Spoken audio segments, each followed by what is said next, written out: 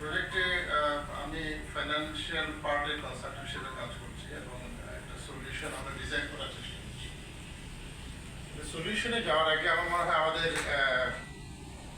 Global কনটেক্সটে এখানে আমাদের টিচিএসের প্রতিনিধি আছেন বা অন্যান্য যারা অ্যাডাপ্টেশন নিয়ে কাজ করেন, ডিজাস্টার রিস্ক ফাইন্যান্স নিয়ে কাজ করেন, ইভেন যারা ক্লাইমেট রেসিলিয়েন্ট এন্টারপ্রাইজ বা বিজনেস নিয়ে কাজ করেন, প্রত্যেকের জন্য আমরা যখনই কোনো ফাইন্যান্সিং মোডালিটিস নিয়ে কথা বলতে যাই আমাদের দুইটা অবজেক্টিভ অ্যাচিভ করতে হয় প্রধানত। একটা হলো যেটা করতে যাচ্ছি, যে জিনিসটাকে সাপোর্ট করতে যাচ্ছি সেটা করতে পারছি কিনা এফেক্টিভলি। আরেকটা হলো ফাইন্যান্সিং যে মোডালিটি আমি নিয়ে আসছি এটাকে আসলে সেলফ সাস্টেনেবল করতে পারছি। কারণ আমাদের অভিজ্ঞতা তো বাংলাদেশে বিলিয়ন বিলিয়ন ডলারের যত প্রজেক্ট আসে, প্রজেক্ট শেষ হয়ে গেলে সবকিছু চলে যায় খাতে। আমরা যদি আর কতদিন আমরা আসলে প্রজেক্ট অ্যাপ্রোচে থাকবো, এই কোয়েশ্চেনটা বোধ হয় আমাদের এখানে যারা এসছেন বা আমাদের ক্লাইমেট ডোমেনে যারা আছেন সবার মনে আমরা কিন্তু we ask this question very often. সেটা সমাধান কি হতে পারে, সেটা বিভিন্ন মডেল হতে পারে। আমরা এখানে যেটা বলেছি, যেটা তানজিল ভাই বলছেন যে টু বি ভেরি এক্সাক্ট ৫৫,০০০ পাউন্ডের একটা ফান্ড আছে পার্ট অফ দি প্রজেক্ট, যে প্রজেক্টে এটা দেওয়া আছে। এই ৫৫,০০০ পাউন্ডকে এখন প্রশ্ন আসছে যে এটা আমরা কমিউনিটিকে দেব ফর রিস্টোরিং দি ওয়েটল্যান্ড এবং এটাকে মেনটেন করা। সেটা আমরা কিভাবে করতে পারি?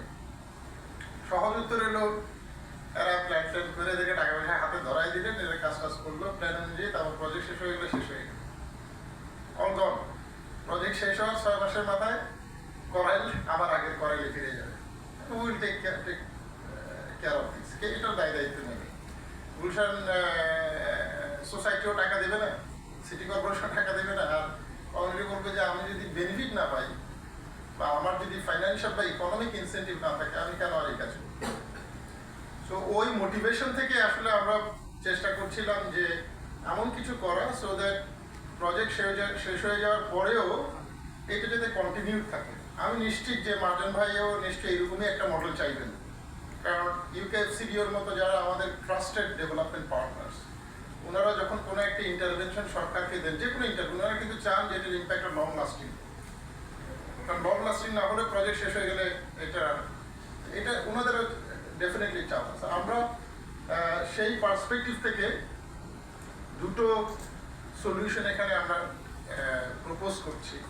এটা নট ডিসাইডেড, এটা জাস্ট আমরা বলছি যে আইডিয়া প্রপোজ করছি। আপনাদের কাছ থেকে আজকে একটু আমরা মতামত নেব যে আসলে কোনটা ভালো হবে বা কোনটা সুবিধা। তো পুরো ডিজাইনটার কিছু বেসিক অ্যাসাম্পশন আছে। একটা হলো ১০০ জন স্টুয়ার্ডস তৈরি করবো আমরা। নাম্বার 1, ১০০ জন পুরো করাইল এলাকার।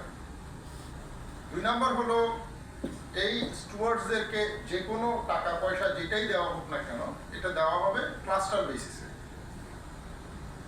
সো মানে ক্লাস্টার বেসিস মিনস আমরা হয়তো বলে সে ফর এক্সাম্পল ১০০ জন নিয়ে আমরা ১০টা ক্লাস্টার করবো, ইচ ক্লাস্টারে ১০ জন করে থাকবে।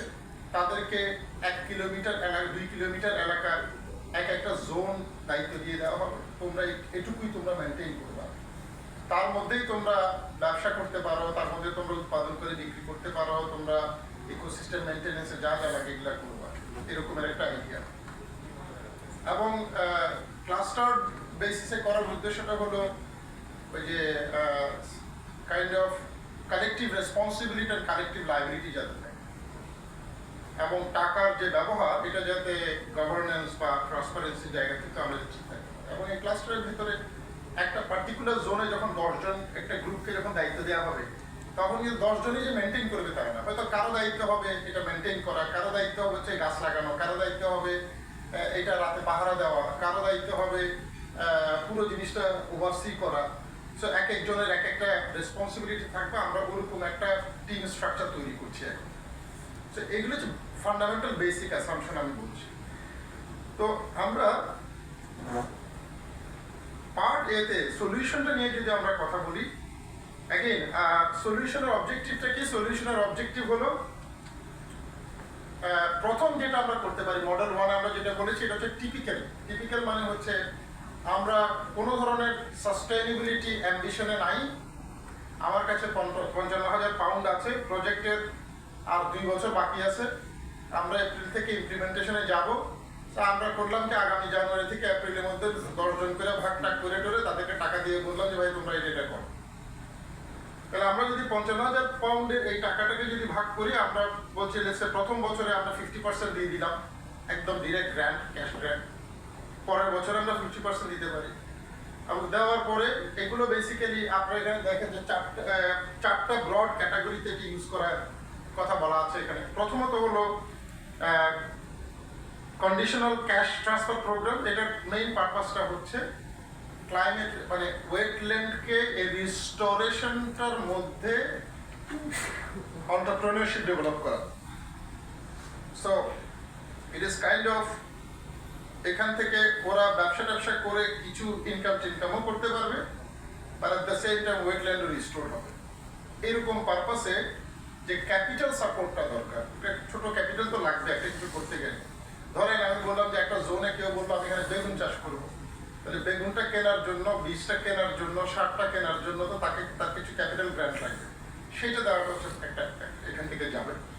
দ্বিতীয়ত হচ্ছে গিয়ে তাকে আমরা ক্যাপিটাল এক্সপেন্ডিচারে সাপোর্ট দিলাম, সে করলো, করার পরে পুরো এলাকার মধ্যে সব অ্যাক্টিভিটি তো আর ইনকাম জেনারেটিং হবে না। অনেক কাজ থাকবে যেটি ইকোসিস্টেমের জন্য গুরুত্বপূর্ণ, কিন্তু এটা আসলে ইনকাম জেনারেট করবে, ব্যবসায়িক কোনো ভ্যালু নেই।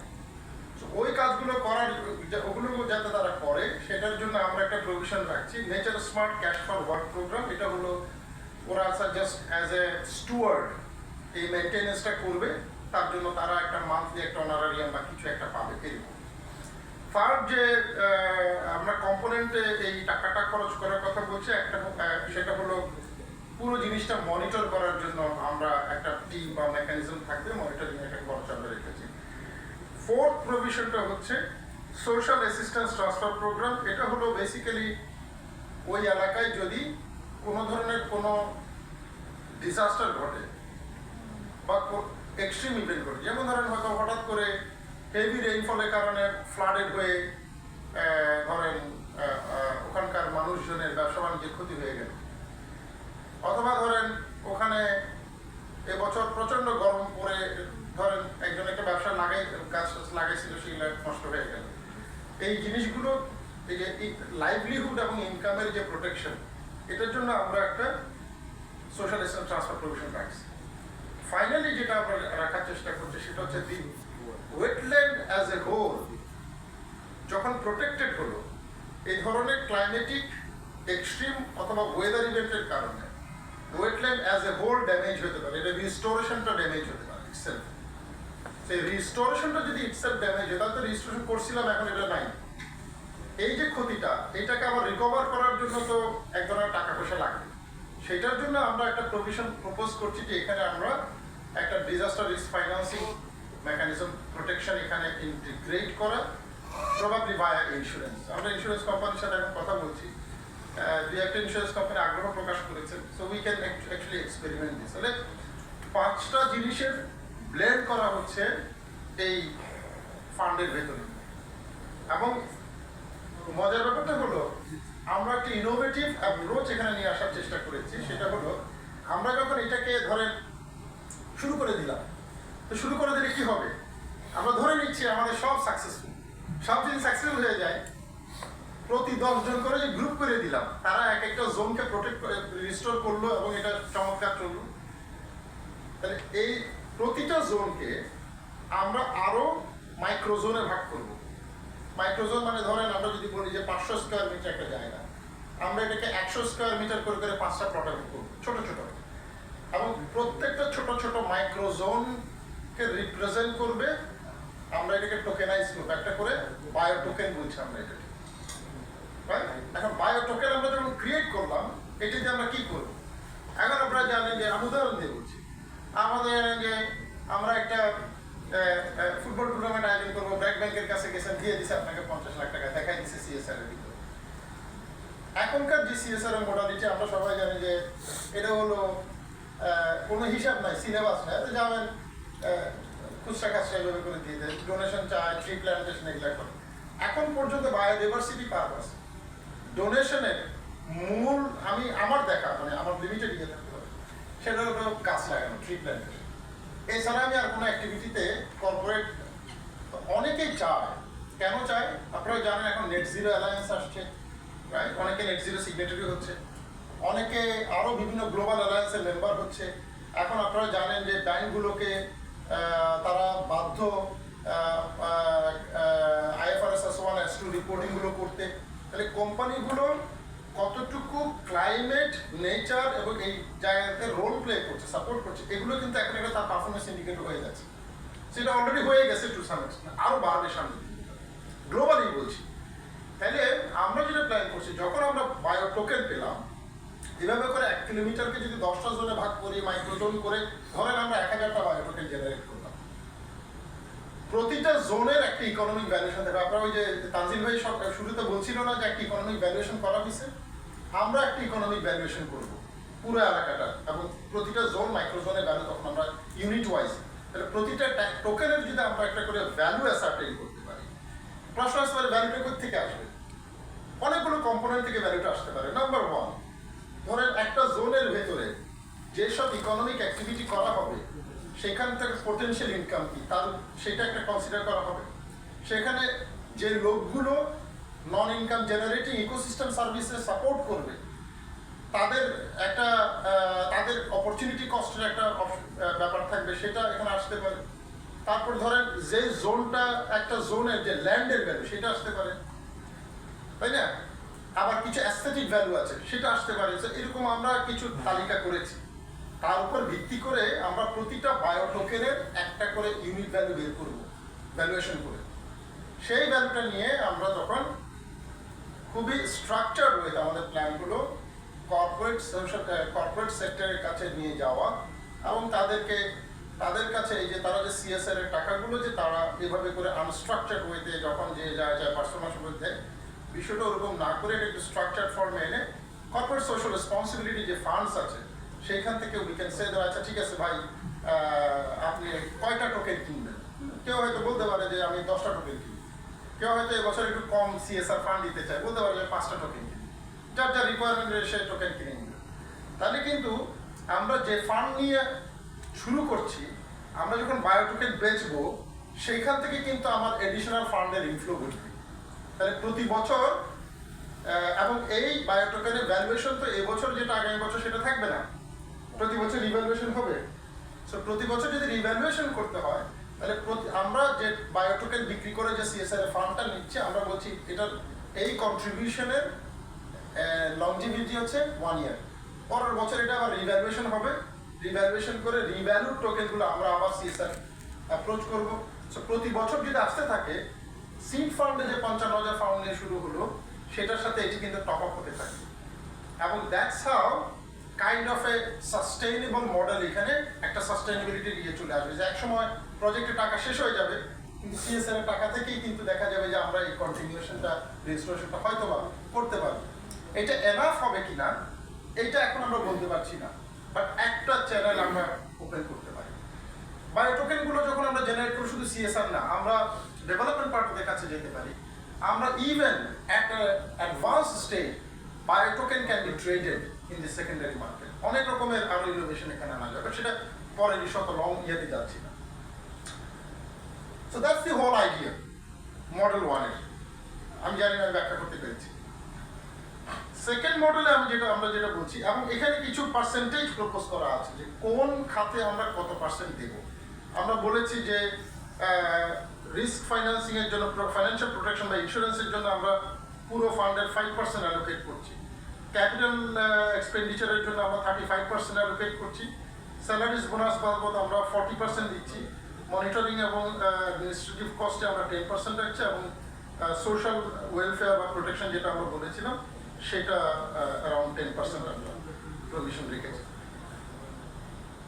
কিন্তু এটার একটা ভিন্ন মডেল হইতে পারে, যেটা নিয়ে একটু আমাদের ভালো চিন্তা করার দরকার আছে। প্রথম মডেলে কি তাহলে আমরা কি করলাম, টাকা পেলাম, দিয়ে দিলাম, খরচ করলাম, বায়োটেকেন জেনারেট করলাম, বেচলাম, টাকা আসলো, একটা সেলফ সাস্টেনিং একটা কাইন্ড অফ একটা মডেল দাঁড়ায়। সেকেন্ডে এসে আমরা বলছি এটাকে আমরা এই সেলফ সাস্টেইনেবিলিটিটাকে আরো একটু এশিওর করতে, আরো একটু শিওর করতে চাই, আর একটু সলিড করতে চাই। কিভাবে? আমরা বলছি যে আমাদের 55,000 যে পাউন্ড দেওয়া হবে, এই পাউন্ড থেকে, এই টাকা থেকে আমরা সব টাকা গ্র্যান্ট হিসেবে ইনস্ট্যান্টলি দিয়ে দেবো না। প্রথম বছর আমরা 20% টাকা ওই যে গ্রুপ বেস ক্লাস্টার করে আমরা টাকা দিয়ে দিই, 80% টাকা, 20% টাকা, তাহলে বাকি 80% টাকা আমরা এটা ইনভেস্ট করবো কোথাও। কোথায় ইনভেস্ট করবো? ধরেন এটা রিস্ক ফ্রি ইনভেস্টমেন্ট নিতে পারে, এটা সোনালী ব্যাংকে জমা রাখতে পারি, এটা জনতা ব্যাংকে জমা রাখতে পারি, এটা গভর্নমেন্টের ট্রেজারিতে ইনভেস্ট করতে পারি, যেখান থেকে গ্যারান্টিড রিটার্ন, নো রিস্ক। তাইলে প্রথম বছর যখন আমি এটা করে ফেললাম, প্রথম বছর শেষে এখান থেকে ইনকাম আসবে না? এইখানকার যে ইনকাম, সেই প্রথম বছর শেষের যে ইনকাম, সেইটা দিয়ে পরের বছর থেকে আমরা ওই যে 4টা স্ট্রিমে বলেছি, ওই 4টে স্ট্রিমে আমরা টাকা দেব এবং এই স্ট্রিমের অ্যাক্টিভিটিগুলো করা হবে। এবং এখানে এসে বায়োডাইভার্সিটি টোকেন তৈরি হবে। তাহলে আপনারা যদি এখানে দেখেন যে 80%-এর টাকা যখন ইনভেস্ট করব, খেয়াল করে ল্যাক টাইমটা, প্রথম বছর প্রজেক্ট শুরু করলাম তখন তো আর আমার ফান্ড থেকে টাকা ইনকাম আসতেছে না, তাহলে প্রথম বছর 20% টাকা এই জন্য দিয়ে দিচ্ছি। প্রথম বছর খরচ হয়ে গেলে যা যা লাগে এই যে এই 4টা খাতেই, রাইট? আর বাকি 80% টাকা প্রথম বছরের শুরুতে আমরা ইনভেস্ট করলাম কোথাও, তাহলে 1 বছর পরে সেইখান থেকে ইনকাম আসবে। সেই ইনকামের সাথে আমরা এক্সপেক্ট করছি বায়োডাইভার্সিটি টোকেন বিক্রি করে কিছু টাকা আসবে, there will be a fund. সেই ফান্ডটা দিয়ে পরের বছর থেকে এই সাপোর্টগুলো দেওয়া হবে এবং তার একটা প্ল্যানিং করে চলবে। তাহলে প্রজেক্ট শেষ হয়ে গেলেও খেয়াল করবেন প্রতি বছর আমার ইনভেস্টমেন্ট ইনকাম জেনারেট হচ্ছে, আমার টোকেনের টাকা ঢুকছে, আদার সোর্সেস থাকলে সেখান থেকে আসতে পারে, সব কম্বাইন করে আমরা একটা সাস্টেনেবিলিটির দিকে যেতে পারবো। এবং আমার কিন্তু কোর টাকা কিন্তু খরচ হচ্ছে না, 80% যে কোর টাকা এটা কিন্তু ইনটেক্ট রেখে যাচ্ছে। সো দ্যাটস হাউ আমরা মনে করছি যে একটা সেলফ সাস্টেনেবিলিটি আমরা অ্যাচিভ করতে পারি। সো মডেল 1 এবং মডেল 2 ফান্ডামেন্টাল ডিফারেন্স হচ্ছে আমরা একটাতে কোনো ইনভেস্টমেন্ট করছি না, আর একটাতে আমরা ইনভেস্টমেন্ট করে সেখান থেকে ইনকাম জেনারেট করে আমরা একটা কাইন্ড অফ এন্ডোমেন্ট ফান্ড, যেটা তানজিল ভাই বলছিলেন আর কি। সো মডেল নিয়ে আর কথা না বলে আমার মনে হয় যে মোটামুটি ক্লিয়ার। এখন সেকেন্ড পার্টে আমরা যেটা বলছিলাম, এই ধরনের একটা মডেল যদি রান করাতে হয়, ফাংশনাল করাতে হয়, অফকোর্স এই মডেলের ভেতরে আমরা যদি সত্যি বলি যে না এই মডেল 2 করবো বা 1 করবো, হোয়াট এভার, এটা তো আইন কানুন লেখা থাকতে হবে, অপারেশনাল ম্যানুয়াল লাগবে। যদি আমি মডেল 2-তে যাই, ইনভেস্টমেন্ট যে করবো এটা ইনভেস্টমেন্ট পলিসি লাগবে। সেই ডকুমেন্টগুলো আমরা তৈরি করব, নিয়ম কানুন, টার্মস অ্যান্ড কন্ডিশনস, কী করা যাবে কী করা যাবে না, কীভাবে মনিটরিং হবে, কীভাবে ট্রান্সফার, সব কিছু আমরা করব। এটা বলে নিলাম আর কি, এটা আমরা জানি করতে হবে, এটা প্রজেক্ট থেকেই করে দেওয়া হবে। সো এই ধরনের আমরা যখন এটা নিয়ে কাজ করছিলাম তখন এই প্রজেক্টের পার্ট হিসেবেই আসলে আরেকটা আইডিয়া আসছিল যে এই ধরনের ফান্ড যদি স্মল স্কেলে যদি অপারেট করে, যদি সাকসেসফুল হয়, আমরা কি লার্জার স্কেলে আসলে আমাদের বাংলাদেশের তো মোর দ্যান 50% ওয়েটল্যান্ড, এবং বাংলাদেশের এই পৃথিবীর তো 3 ভাগের মধ্যে 2 ভাগই পানি। সো ওয়েটল্যান্ড তো আমাদের জীবন জীবিকা এগুলোর ফান্ডামেন্টাল মানে কি বলবো কম্পোনেন্ট। এটা বাংলাদেশের ওয়েটল্যান্ডে যে খারাপ অবস্থা, এটাকে যদি প্রোটেক্ট করা লাগে, তাহলে আমরা মনে করছি যে বোধহয় সবাই এগ্রি করবেন যে 1-2টা প্রজেক্ট দিয়ে কিছুই হবে না। It needs a national scale move, এবং এই ন্যাশনাল স্কেল মুভ যদি সরকার উদ্যোগ না নেয় তাহলে পরে এটাকে কেউ বাঁচাইতে পারবে না। ইভেন শুধু ঢাকা শহরেও যদি করতে চায়, এটা সরকার ছাড়া তো এফসিডিও কত টাকা দিয়ে তো পুরো ঢাকা সিটিকে ট্রান্সফার করতে পারবে না। সো আমরা মনে করছি যে আসলে এই ধরনের একটা national biodiversity and wetland restoration fund যদি আমরা তৈরি করতে পারি, তাহলে সেই ফান্ড দিয়ে আসলে পুরো দেশের জন্যেই আসলে এই কীভাবে ওয়েটল্যান্ডকে প্রোটেক্ট করা যায় বা প্রোটেকশনে টাকা ব্যবহার করা যায় সেটা নিয়ে আমরা একটু চিন্তা করছিলাম। তো আমরা সেই ন্যাশনাল লেভেলের মডেল আমরা ডিজাইন করি নেই, কারণ সেইটা আমাদের স্কোপ অফ ওয়ার্কে নাই।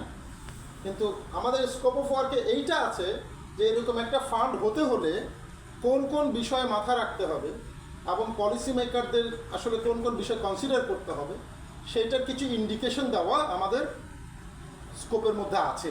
সেটা একটু আপনাদের সাথে শেয়ার করবো এবং আপনাদের ইনপুট চাইবো। এখানে প্রথমত হলো কেন বায়োডিভার্সিটি এই ধরনের একটা ফান্ড কেন দরকার, আমার মনে হয় এটা ব্যাখ্যা করার কিছু নেই। এটা আমরা যারা ক্লাইমেটে কাজ করি আমরা সবাই এগুলো মোরলেস জানি। আচ্ছা, আরেকটা যদি মজার জিনিস বলি, মডেল 1 আর মডেল 2তে আপনারা কি খেয়াল করছেন কিনা, আমরা কয়টা জিনিসে কম্বাইন করছি? আমরা কিন্তু এখানে ইন্স্যুরেন্সে কম্বাইন করছি। ইন্স্যুরেন্স কম্বাইন্ড হচ্ছে, investment market based investment combined হচ্ছে। So it's kind of a unique blended model, যে এক্সপেরিমেন্ট আগে কখনো কোথাও করা হয় না, ইভেন গ্লোবাল এক্সাম্পলও নাই। সো যেটা তানজির ভাই বলছেন যে ওই সোহেল ভাই যেটা বলেছেন যে we need to create example to the world, আমরা তৈরি করবো এক্সাম্পল। সো আমরা ওই অ্যাপ্রোচ আগে দেখব। সো এই ধরনের একটা ফান্ডের যে স্ট্র্যাটেজিক অবজেক্টিভ ফাউন্ডেশন, একটা হলো it must be aligned with the national biodiversity strategy and action plan আছে আমাদের একটা, সেইটার সাথে অ্যালাইন হতে হবে, ফার্স্ট থিং। সেকেন্ডলি আমাদের বিভিন্ন একই সাথে আমাদের অনেকগুলো ক্লাইমেট প্ল্যান আছে, আমাদের অনেকগুলো গোলস আছে, এগুলোর সাথে অ্যালাইন হবে। সেকেন্ড হলো আমাদের ওয়েটল্যান্ড এবং বায়োডিভার্সিটি এইটা প্রোটেকশনের জন্যে কেমন ফান্ডিং গ্যাপ আছে এইটা অ্যাসেসমেন্ট করে সেটার সাথে অ্যালাইন করতে হবে। আমরা এখনো জানি না আসলে ন্যাশনাল লেভেলে কত টাকা লাগবে, এর আগে সিস্টেমেটিক অ্যাসেসমেন্ট দরকার।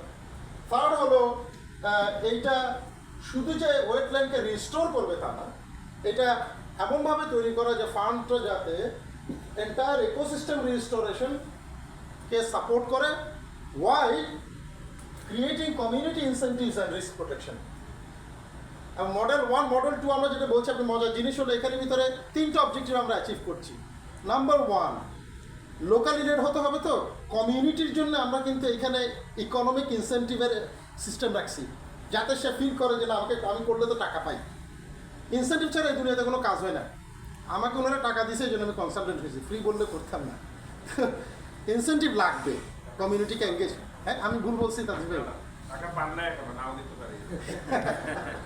যে সে ইকোনমিক ইনসেন্টিভ লাগবে, আমরা সেটা এখানে রেখেছি। 1, 2 নম্বর হলো আমরা এখানে রিস্ক প্রোটেকশন রেখেছি, আর 3 নম্বরে আমার ওয়েটল্যান্ডের প্রোটেকশন এনশিওর হচ্ছে। 3টে জিনিস ব্লেন্ড করা হয়েছে। তো এই 3টেই যাতে এখানে কভার করা যেতে পারে একটা ফান্ড। এবং ঠিক taking based on the small scale model we design for our project, আমরা বলছি যে এরকম একটা ফান্ডের স্ট্রাকচার হতে পারে, এখানে রিস্ক ইনভেস্টমেন্ট করা লাগবে, এটা ডাইনামিক ফান্ড হতে হবে যেটাকে ম্যানেজ, যাতে এটা সেলফ সাফিসিয়েন্ট হয়, অর্থাৎ এটা যাতে সেলফ গ্রো করতে পারে। এবং এখানে community based revolving fund option থাকতে পারে, রিভলভিং ক্রেডিট, ওয়েটল্যান্ড রিলেটেড বিজনেসের জন্য ক্রেডিট, এগুলো হতে পারে। লোকের জন্য এমপ্লয়মেন্ট তৈরি করা যেতে পারে, তারপরে আপনার ক্যাপিটাল এক্সপেন্ডিচারগুলো কভার করা যেতে পারে। এবং এই ধরনের একটা ফান্ড যদি ন্যাশনালি করা যায়, এইটার ফাইন্যান্সিং বিভিন্ন সোর্স থেকে আসতে পারে। প্রথমত হলো গভর্নমেন্টের বাজেটের অ্যালোকেশন থেকে তো আসতেই পারে, এটা আমরা তো যাই বলি না কেন সবসময় বলি যে গভর্নমেন্ট বাজেট থেকে দিই, তো এটা common. But what is uncommon and unique is the biodiversity token program. এটাকে ন্যাশনাল স্কেলে নিয়ে যাওয়া যায়, কারণ একটা বায়োডিভার্সিটি টোকেনে যখন কর্পোরেটরা ইনভেস্ট করে বা ইভেন কোনো ইন্টারন্যাশনাল এজেন্সি কিনে নেবে, তার মানে he is supporting biodiversity and wetland protection of a smaller unit of the entire landscape. এটা কিন্তু সে তার আবার ওই যে অ্যানুয়াল রিপোর্টে লিখতে পারবে, তার কিন্তু অনেক ইনসেন্টিভ আছে এর কাজে লাগাইতে পারবে। কারণ হলো প্রাইভেট সেক্টর ফাইন্যান্স এখানে আসতে পারে, যেখানে একটা নতুন টার্মিনোলজি আমরা প্রপোজ করছি, objective oriented direct contributions, ওওডিসি।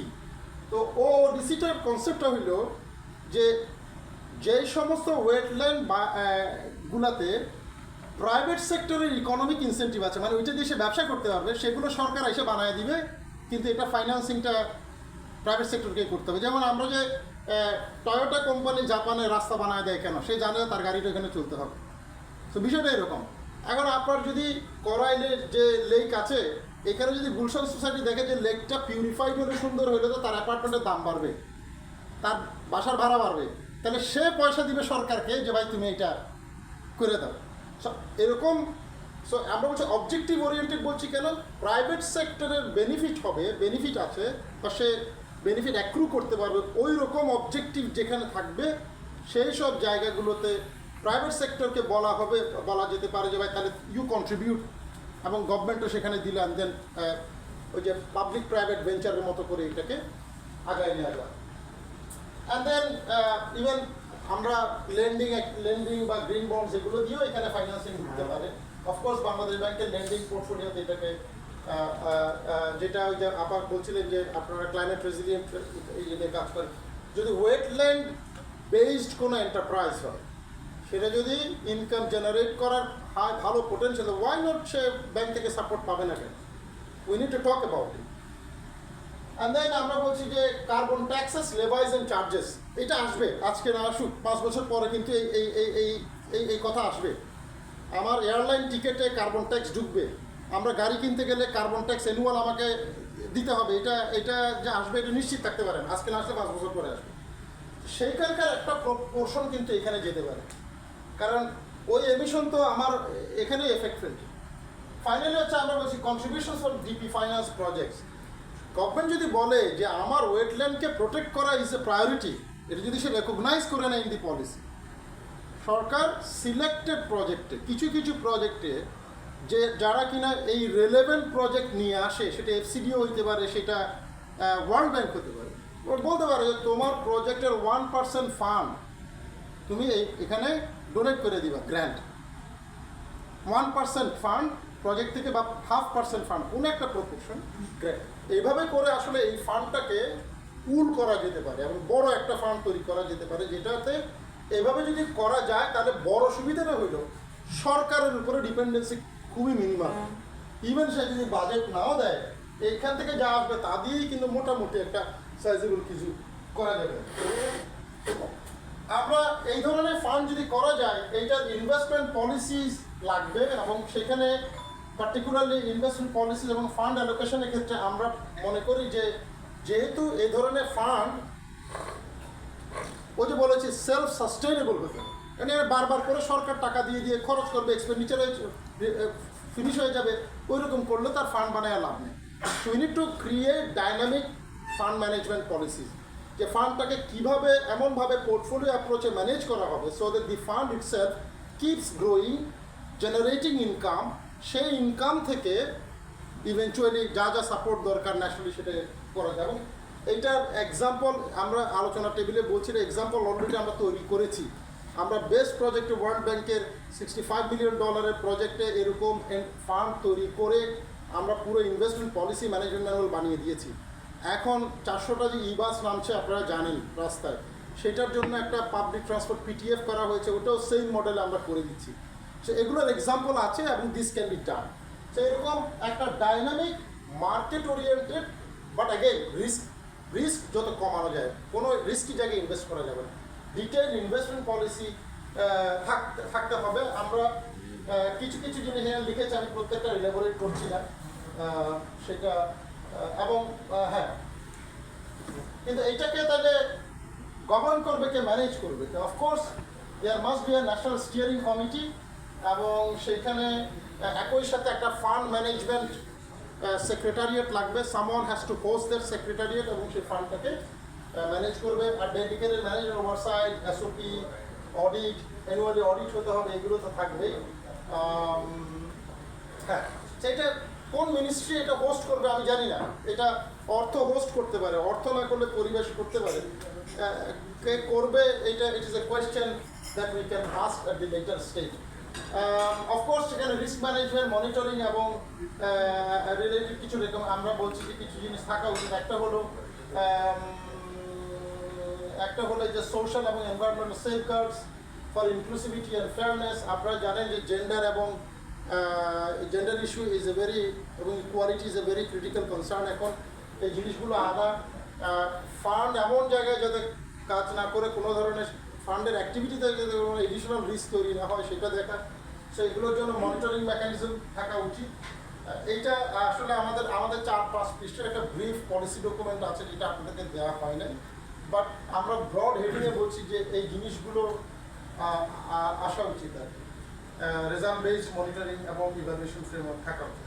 So মোটা দাগে আমি যদি বলি যে আমরা আমাদের পলিসি ডাইমেনশনগুলো কভার করা প্রয়োজন, তার মধ্যে একটা ডাইমেনশন হচ্ছে risk management, monitoring, governance and instrument structure, investment policy and fund allocation কীভাবে হবে, ফাইন্যান্সিয়াল ডিজাইন কী হবে, এবং রিসোর্স কীভাবে মোবিলাইজ করা হবে, এই 5টা কম্পোনেন্টে আমার মনে হয়েছে এটা আমাদের একটা পলিসির ভেতরে এই জিনিসগুলো থাকা উচিত এবং ফান্ডামেন্টাল অবজেক্টিভগুলো তো আবার আমরা বলেছি। তো আমার প্রেজেন্টেশন শেষ। এখন আমার কাছে মনে হয় যে আমরা দুটো জিনিসের ব্যাপারে একটু আপনাদের কাছ থেকে শুনতে চাই। প্রথম হলো পার্ট এতে যে মডেল আমরা বলেছি, আপনার কি মনে হয়, প্রথম প্রশ্ন হচ্ছে আপনার কি মনে হয় যে এটা আসলে কাজ করবে, কোথায় গ্যাপ আছে, কোথায় ঘাটতি আছে, কোথায় এটা ফেল করতে পারে, যদি একটু কাইন্ডলি আপনাদেরকে দুটো পেজ দেওয়া হয়েছে একটু কমেন্ট লেখার জন্য। ফার্স্ট কোয়েশ্চেন হচ্ছে কোথায় গ্যাপ আছে, আমরা কি ভুল ডিজাইন করেছি কিনা, কোথায় ফেল করতে পারি একটু বলা, এবং কীভাবে রিকভার এটাকে করতে পারি। সেকেন্ড কোয়েশ্চেন হলো যে এইখানে আমরা যে মডেল দিয়েছি সেলফ সাস্টেনেবিলিটি, এইটার যদি মনে করেন যে এটা কাজ করবে না, তাহলে what can be an alternative, যদি একটা আপনাদের আইডিয়া থেকে আমাদেরকে শেয়ার করতে। আর পার্ট বির জন্য আপনাদের কাছে সহজ কোয়েশ্চেন যে আমরা যে 5টা ডাইমেনশন বলেছি, এই 5টা ডাইমেনশনের আওতায় কি কি জিনিস থাকতে পারে, যদি একটু বুলেট পয়েন্টও লিখে দেন যে এই বিষয়গুলো কভার করা উচিত, তাহলে আমরা সেটাকে পরে টেক আপ করতে পারবো। অ্যান্ড ফাইনালি পার্ট বির জন্য লাস্ট কোয়েশ্চেনটা হচ্ছে যে আমরা যে পলিসি ডাইমেনশন বলছি যে এর মধ্যে আসলে একটা ন্যাশনাল বায়োডিভার্স ওয়েটল্যান্ড ফান্ড যদি করতে হয়, এটার পলিসিতে কোন বিষয়গুলো প্রায়োরিটাইজ করা উচিত, এমফাসাইজ করা উচিত একটা পলিসির ভেতরে। পলিসি তো আসলে খুব গুরুত্বপূর্ণ ডকুমেন্ট।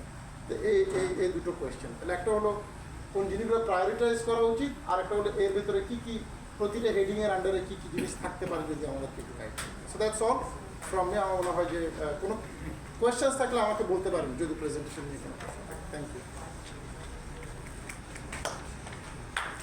আমি একটু